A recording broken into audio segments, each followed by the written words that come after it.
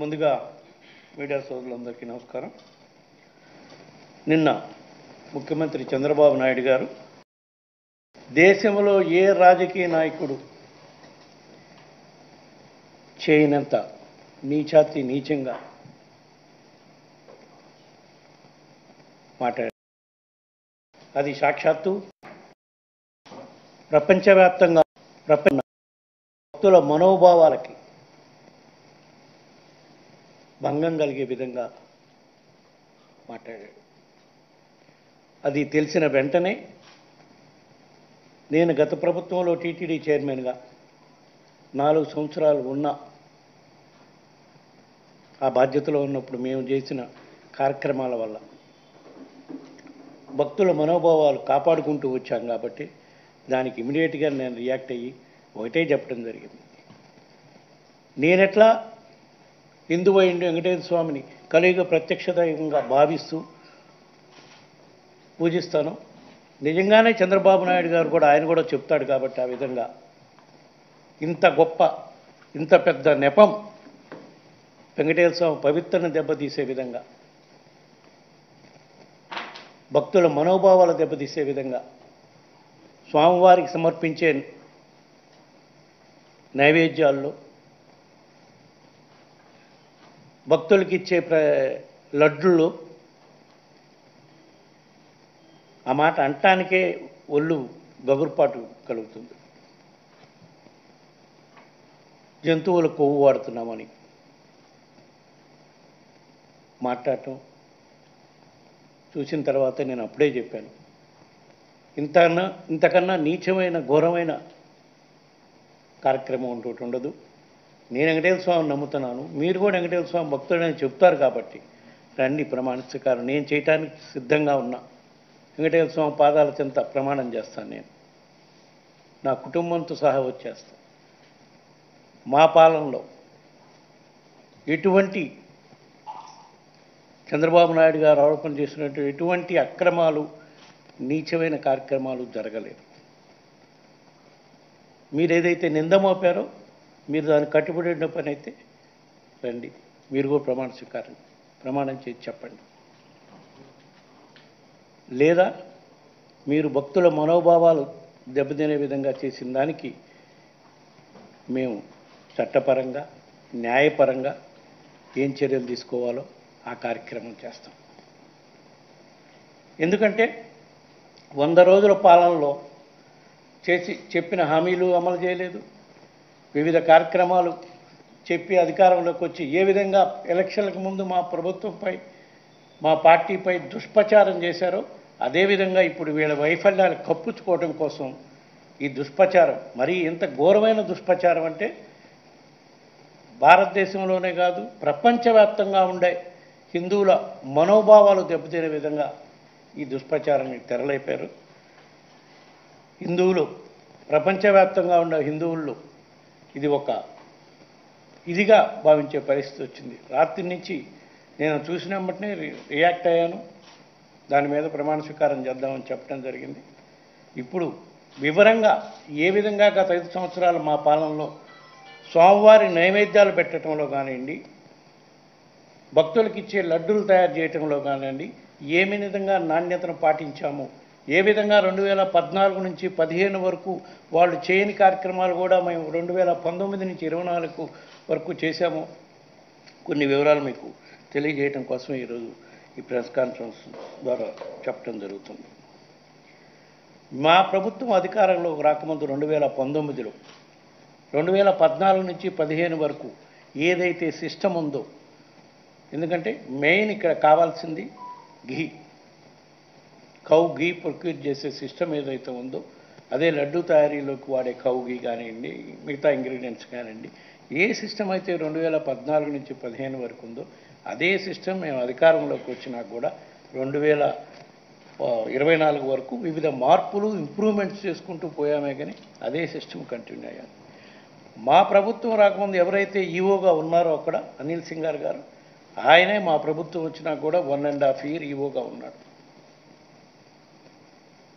ఇంకా మేము భక్తులకు మెరుగైన సౌకర్యాలు చేయడం కోసం, పవిత్రతను కాపాడుకోవటం కోసం ఎన్ని మెరుగైన కార్యక్రమాలు చేశాము అంటే ఇందులో 2 భాగాలు ఆయన నిన్న మోపిన నెపంలో, ఒకటి స్వామివారికి సమర్పించే నైవేద్యంలో కల్తీ కార్యక్రమాలు జరుగుతున్నాయి అని చెప్పి నెపం మోపాడు. స్వామివారికి సమర్పించే నైవేద్యం సుమారుగా రోజుకి 5 నుంచి 7 సార్లు ఏదో నైవేద్యాలు సమర్పించేదానికి ఉంటుంది. దానికి ఎవ్రీ డే 60 kgs ఆఫ్ గీ అవసరం ఉంటుంది. మా ప్రభుత్వం రాకముందు ఆ గీ, మా ప్రభుత్వం వచ్చినా కూడా కొన్నాళ్ళు ఆ గీతోనే స్వామివారికి నైవేద్యాలు, ఆ ఇంగ్రీడియంట్స్తోనే స్వామివారికి నైవేద్యాలు ఏదైతే అప్పుడు సప్లైస్ తీసుకుంటామో వాటితోనే చేసే కార్యక్రమం జరుగుతుంది. గత 3 సంవత్సరాల నుంచి మేము ఇంకా 2 అడుగులు ముందుకు వెళ్ళి స్వామివారికి సమర్పించే నైవేద్యానికి గీ కానివ్వండి, వాడే ఇంగ్రీడియంట్స్ కానివ్వండి, అంటే రైసు, డాలు, ఇవన్నీ వాటెవర్, అంటే వివిధ రకాల నైవేద్యాలు సమర్పిస్తుంటారు స్వామివారికి. పొంగలు, పాయసం, రకరకాలుగా పులిహార సంబంధించిన ఐటమ్స్ అన్నీ కూడా స్వామివారికి సమర్పించే నైవేద్యంలో వాడే ఐటమ్స్, ఇంగ్రీడియంట్స్ అన్నీ కూడా మామూలుగా మార్కెట్ నుంచి కొంటే ఆ మార్కెట్లో దొరికే ఐటమ్స్ అన్నీ కూడా మామూలుగా పండించి ఎరువులు, పురుగు మందులు వాడిన పదార్థాలతో పండిస్తారు. వాటి వల్ల స్వామివారికి విషపూరితమైన నైవేద్యం సమర్పించే పరిస్థితి ఉంది.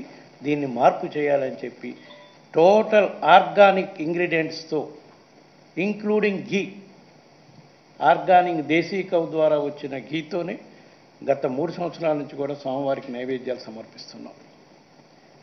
దానికి ఎగ్జాంపుల్, ఆ స్వామివారికి నైవేద్యాలు సమర్పించే ఘీకి ప్రత్యేకంగా ప్యూర్ దేశీ కౌస్ నుంచి ఘీ తీసే గోశాల రాజస్థాన్లో ఉంది, ఫతేపూర్లో. అక్కడ సుమారుగా 10,000 దేశీ కౌస్ ఉంటాయి.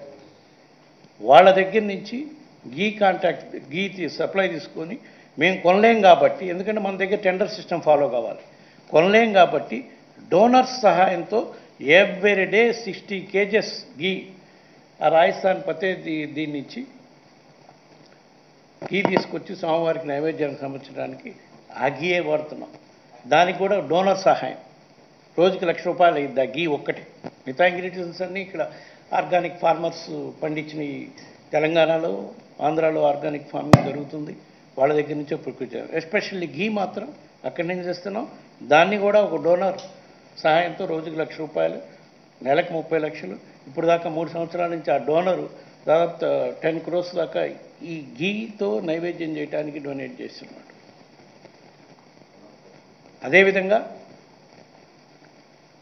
మళ్ళా దీన్ని పర్మనెంట్గా స్వామివారి నైవేద్యాల వరకు ఇప్పుడు మనం ఏదైతే చేస్తున్నామో స్వచ్ఛమైన పదార్థాలతో చేసి ఇవ్వాలని, దీన్ని పర్మనెంట్గా ఎస్టాబ్లిష్ చేయాలని మా గోశాలలో రాజస్థాన్ నుంచి తిరుమల తిరుపతి దేవస్థానం గోశాల ఉంది. దాంట్లో 550 దేశీ ఆవుల్ని గుజరాత్ నుంచి, రాజస్థాన్ నుంచి తీసుకొచ్చి ఆ గోశాలలోనే వాటిని అన్నీ చేసి వాటి నుంచి వచ్చే పాల ద్వారా స్వామివారికి నిత్యము నైవేద్యాలకు అవసరమైన 60 kg ఘీ పర్మనెంట్గా తయారు చేసుకునే కార్యక్రమం చేయాలని ఆ ప్లాంట్ కూడా పెట్టడం జరిగింది. ఆ ghee manufacturing, milk chilling and ghee manufacturing plant. అది మా ప్రభుత్వం అధికారం ఉండేప్పటికి పూర్తి స్థాయిలో అయిపోయింది. బహుశా ఇప్పుడు నేను పొద్దున కూడా ట్రై చేశాను కనుక్కోవడానికి, అది కంప్లీట్ అయిపోయి ఓపెనింగ్ కూడా రెడీగా ఉంది. ఇది నైవేద్యాల వరకు ఆయన చేసిన నెపానికి మా ప్రభుత్వంలో ఏ విధంగా మెరుగైన స్వామివారికి నైవేద్యం ఇవ్వడానికి మేము చేసాం. ఇదివరకు గత ప్రభుత్వంలో 2014 నుంచి 15 వరకు కాదు, అంతకుముందు కూడా ఎవరు ఆలోచన కూడా చేయలేదు ఇట్లా. నెక్స్ట్ రెండో ఆరోపణ, లడ్డూ ప్రసాదం తయారు చేయడంలో కూడా నాణ్యత లోపించింది. దాంట్లో కూడా వాడే ఘీ నాణ్యత లేని ఘీ వాడుతున్నామని చెప్పి నేను ఇందాకనే చెప్పాను. ఘీ నాణ్యత కోసం అని చెప్పి ఇదివరకు ఒక ల్యాబ్ లేదు. మేము మా ప్రభుత్వం అధికారంలోకి రాకముందు ఆ ల్యాబ్ వాళ్ళు every time 2 times 3 times check చేసినాకనే మనకి ట్యాంకర్స్లో వస్తుంది లడ్డూ తయారీ ఘీ మొత్తం.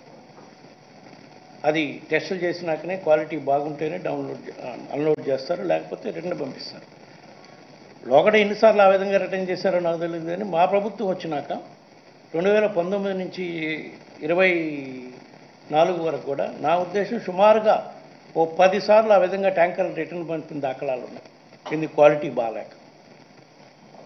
అది కూడా కాక ఇంకా 2 స్టెప్లు ముందుకు పోయి ప్రతి ట్యాంక్ దగ్గర వచ్చిన టెస్టింగ్ చేసేటప్పుడు మన దగ్గర ఉండే ల్యాబ్ ఎక్విప్మెంట్ ఎప్పుడో 20-30 సంవత్సరాల నాటి పెట్టిన ఎక్విప్మెంట్ కాబట్టి క్వాలిటీ సరిగా చెక్ చేయలేకపోతుందని మైసూర్లో ఉన్న CFTRI central food and technical research institute వాళ్ళ దగ్గర నుంచి డిప్యుటేషన్ మీద ఒక ఆఫీసర్ని తీసుకొచ్చి ఆ ఆఫీసర్ అడ్వైజ్ ప్రకారం ల్యాబ్ను మొత్తం ఆధునిక ల్యాబ్గా మార్చి మళ్ళీ అక్కడ పనిచేయడానికి కూడా ఒక సీనియర్ సిఎఫ్టిఆర్ ఎంప్లాయీ రిటైర్ అయిన ఆయన్ని తీసుకొచ్చి ఇక్కడ పెట్టుకొని ఆ విధంగా గత 3 సంవత్సరాల నుంచి కూడా టెస్టింగ్ ఫెసిలిటీస్ని ఇంప్రూవ్ చేసి ఇదంతా ఎందుకు క్వాలిటీ ఆఫ్ గీ లడ్డూలో వాడే క్వాలిటీ ఆఫ్ గీని మనం ఎక్కడా కల్తీ లేని గీ వచ్చేటట్టుగా చేయటం కోసం ఇన్ని కార్యక్రమాలు చేశామని చెప్పి ఈ సందర్భంగా తెలియజేసుకుంటూ ఇన్ని రకాల భక్తుల స్వామి పవిత్రతను కాపాడుకుంటూ భక్తులకు ఎక్కడా అసౌకర్యం కాకుండా ఇన్ని కార్యక్రమాలు చేసిన మా ప్రభుత్వంపై మా పార్టీపై ఇంత ఘోరమైన ఎందుకు మోపారు ఈ నెపం అంటే ప్రజల దృష్టిలో మేము దుష్ప్రచారం చేసి నమ్మించే కార్యక్రమం చేయాలని చూస్తున్నాడు. ఇది చాలా నీచమైన ఆరోపణ. దీనిపై వాళ్ళు చంద్రబాబు నాయుడు గారికి ఎవరైతే మాట్లాడారో దీనిపై వాళ్ళు స్పందించాలి. వాళ్ళ దగ్గర ఏమైనా ఆధారాలు ఉంటే నిరూపించాలి. లేకపోతే తప్పకుండా దీనిపై డిఫమేషన్ కేసేసేదానికి అన్ని విధాల ఏర్పాట్లు చేస్తాం. ఇక్కడేదో మన హైకోర్టులోనో ఇంకో హైకోర్టులోనూ కాకుండా, ఎందుకంటే స్వామివారి భక్తులు ప్రపంచవ్యాప్తంగా ఉన్నారు కాబట్టి దీన్ని అవసరమైతే సుప్రీంకోర్టులో కూడా దీనిపై కేసేసే కార్యక్రమం చేస్తామని చెప్పి ఈ సందర్భంగా తెలియజేసుకోవాలి. ఇవే కాదు, ఇట్లా ఆరోపణ చేసేదానికి ఆలోచిస్తున్నారు. కానీ గత 5 సంవత్సరాల్లో మా ప్రభుత్వం చేసిన మెరుగైన కార్యక్రమాలు తిరుమల తిరుపతి దేవస్థానంలో ఎన్నో ఉన్నాయి. అవన్నీ పక్కన పెట్టి వీళ్ళు దుష్ప్రచారం చేయటం కోసం, మా మీద నింద మోపటం కోసం, రాజకీయ లబ్ధి కోసం, స్వార్థ ప్రయోజనాల కోసం ఆరోపణలు చేసే కార్యక్రమం, ఇంతటి ఘోరమైన ఆరోపణలు చేసే కార్యక్రమం చేస్తున్నారని చెప్పి తెలియజేసుకుంటున్నాను. అదేవిధంగా vigilance commission, vigilance and enquiry department అని నోటీసులు ఇచ్చారు అందరికీ. మాకు ఇచ్చారు, మిగతా ఆఫీసర్లు కూడా ఎవరెవరికి ఇచ్చారో నాకు తెలియదు. ఇచ్చినప్పుడు మేము చెప్పాం, ఆ ఆఫీసర్లు మాకు రాస్తున్నారు, మా దగ్గర మెటీరియల్ ఉంటుంది. నేను ఎప్పుడో 3 సంవత్సరాలు 4 సంవత్సరాలు చైర్మన్గా ఉన్నా, వాళ్ళ దగ్గర అడిగిన ఇన్ఫర్మేషన్ నా దగ్గర ఉండదు. రికార్డు ఏదైనా పంపిస్తే ఏ నిర్ణయమైనా ఎట్లా తీసుకున్నామో ఏందో చెప్తామంటే మాకు ఇన్ఫర్మేషన్ ఇయ్యరు. ఇవన్నీ బోర్డు డిసిషన్స్, బోర్డులో డిసిషన్ ప్రతి నిర్ణయం బోర్డులో తీసుకుంది. బోర్డు సభ్యులతో పాటు ఎక్స్కప్షో మెంబర్స్ గవర్నమెంట్ సైడ్ నుంచి ఉన్నారు. అన్నీ తీసుకున్నాం, అన్ని నిర్ణయాలు తీసుకోవడం జరిగింది. ఇంప్లిమెంట్ చేసే ఆఫీసర్లు వాళ్ళ ప్రేమ ఏమి లేకుండా పేపర్లో వస్తుంది. నిన్నో మొన్నో ఒక పేపర్లో విజిలెన్స్ రిపోర్ట్ అయిపోయింది, 520 కోట్ల రూపాయల దోపిడీ జరిగింది అని చెప్పి పేపర్ రైటింగ్ వస్తుంది. సో ఏ స్థాయిలో దుష్ప్రచారం చేసే కార్యక్రమం చేస్తున్నారంటే చూడండి. దాని మీద కూడా ఈరోజు కోర్టుకు వెళ్తున్నారు. సో వీటన్నిటిపై నిగ్గు తేల్చే కార్యక్రమం చేస్తాం. దీనిపై తక్షణమే ముఖ్యమంత్రి చంద్రబాబు నాయుడు గారు, ఆయనకి మతి భ్రమించి మాట్లాడారా, కావాలని మాట్లాడారా, ఇంత ఘోరంగా మాట్లాడటం అనేది ప్రజలెవరూ కూడా తట్టుకోలేకపోతున్నారు. మరీ ముఖ్యంగా హిందువులు తట్టుకునే పరిస్థితి కూడా లేదు. దీనిపై వాళ్ళు సమాధానం చెప్పాలని చెప్పి ఈ సందర్భంగా కోరుకుంటున్నాను.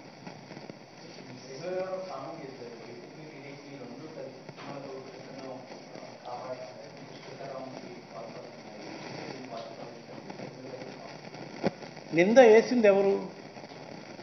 ఆయన అడుగు. మమ్మల్ని ఎందుకు కలుపుతున్నారు? నింద వేసిన వాళ్ళని అడగండి. ఆయన ఏ ఎంక్వైరీ కావాలన్నా ఇవ్వండి. నేను ఛాలెంజ్ చేస్తున్నా కదా, ఏ ఎంక్వైరీ కావాలన్నా వేసుకోమనండి. అవన్నీ ఆరోపణలు రుజువయ్యే కార్యక్రమం చేయమనండి. మనం మాట్లాడే ప్రతి మాట రాజకీయంగా అయితే ఎన్నో మాట్లాడుకోవచ్చు. ఇది తిరుమల పవిత్రతకు సంబంధించింది, భక్తుల మనోభావాలకు సంబంధించింది. అది కొంచెం ఆలోచించుకొని మాట్లాడాలి అని చెప్తున్నాను. నేను కూడా ఇంక రాజకీయంగా చాలా మాట్లాడవచ్చు. చంద్రబాబు నాయుడు గారు మతి భ్రమించింది, లేకపోతే కృష్ణ అదేంది వారధి బోటుతో బుద్ధి వైసీపీ వాళ్ళు పడేయాలనుకుంటున్నారు అవన్నీ మాట్లాడుతున్నారంటే ఆయన మైండ్ సెట్ ఎట్లా ఉందో అర్థం చేసుకోవచ్చు. ఇప్పుడు ఇది చూసినాక ఇంకా ఇంకా పూర్తిగా అర్థమవుతుంది. అవన్నీ మాట్లాడదలుచుకోవచ్చు. ఎందుకంటే ఇది చాలా తప్పు ఆయన మాట్లాడింది. ప్రజల మనోభావాలకి, భక్తుల మనోభావాలకు సంబంధించిన అంశం కాబట్టి దాని వరకే నేను రియాక్ట్ అవుతాను.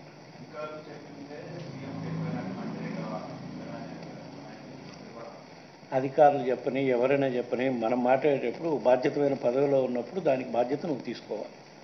మాట్లాడింది నువ్వా అధికారా? ఇప్పుడు నేను ఎందుకు బాధ్యత తీసుకొని చెప్తున్నాను? నేను 4 సంవత్సరాలు చైర్మన్గా ఉన్నా కాబట్టి నేను బాధ్యత తీసుకుంటున్నా. ప్రూవ్ చేయండి అని చెప్తున్నా కదా. ఇటువంటి నీచమైన కార్యక్రమం తిరుమల తిరుపతి దేవస్థానంలో మా ప్రభుత్వం అధికారంలోకి వచ్చినాక ఎప్పుడు జరగలేదు. 5 సంవత్సరాల్లో ఛాలెంజ్ కాస్తున్నాను నేను. చంద్రబాబు నాయుడు గారిని రమ్మనండి, రుజువు చేయమనండి. ఆయన అధికారంలో ఉన్నాడు. ఏ ఎంక్వైరీని వేసుకోమనండి. కూటమి ప్రభుత్వం, ఢిల్లీలో కూడా వాళ్ళది ప్రభుత్వం, ఏ ఎంక్వైరీని వేసుకోమనండి.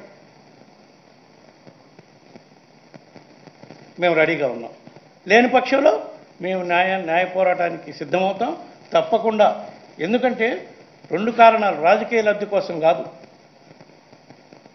తిరుమల పవిత్రతను కాపాడటం కోసం మేమెంతా మెరుగ్గా సేవ చేశాం. అదేవిధంగా ప్రపంచవ్యాప్తంగా ఉన్న హిందూ భక్తుల మనోభావాలు దెబ్బతినే కార్యక్రమం జరుగుతుంది కాబట్టి దీన్ని తెలియజేయాల్సిన అవసరం మాపై ఉంది. దానికోసమే న్యాయస్థానానికి పోయి కేసేసే కార్యక్రమం కూడా చేస్తాం. అవసరమైతే డిఫమేషన్ కేసు కూడా వేసే కార్యక్రమం.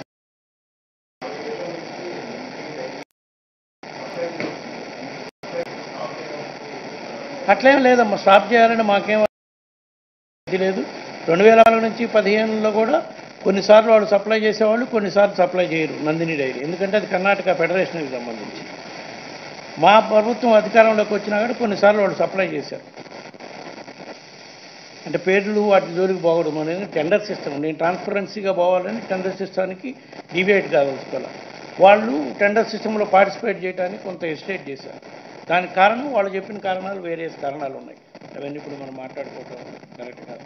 బట్ సప్లయర్స్ ఎవరు అనేది కాదు, మనకి నాణ్యమైన గీ వస్తుందా రాదా, నాణ్యమైన గిలి సప్లై జరుగుతుందా లేదా.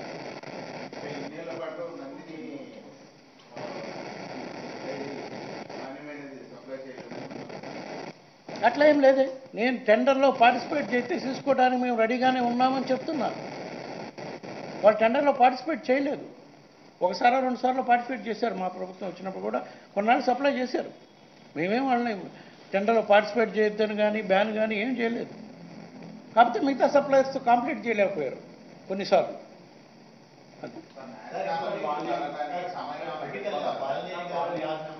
రాజకీయాలు నేను మాట్లాడనని చెప్పాను. ఇది కేవలం ఏ దురుద్దేశంతో చంద్రబాబు నాయుడు గారు మాట్లాడారో ఆ సబ్జెక్టుకే పరిమితం. Let him complete. I will give. చూద్దాం, ఇమీడియట్గా ఆ కార్యక్రమం కూడా చేస్తాం. ఎందుకంటే లేట్ కాకూడదు ఇట్లాంటి విషయాల్లో. ఎందుకంటే భక్తుల మనోభావాలకు సంబంధించిన విషయం కాబట్టి. ఎందుకంటే రకరకాలుగా ఫోన్లు చేసి అడిగేవాళ్ళు, వాళ్ళందరికీ కూడా మనం సమాధానం చెప్పే కన్నా డైరెక్ట్గా కోర్టుకు వెళ్తేనే better. Right. Chandrababu Naidu is not alone in making allegations. That are BJP is also supporting those. So what's your say on that? That's what I'm telling both of them in power here and Delhi. Let them call for an inquiry, whatever they want. Agency or state agency. Let them call for an inquiry. I am ready to face. We are ready to face. Otherwise, we will go to the court. Would you say it's going to be divided rule politics they are playing? Not divide rule, it is to divert their failures they were planning to do. It has been completed almost 100 days. They are celebrating, I believe, but they have nothing achieved in these 100 days. Whatever promises they have made, they have not fulfilled, not even, except pension. That is the reason they are trying to divert the issue like this. Thank you.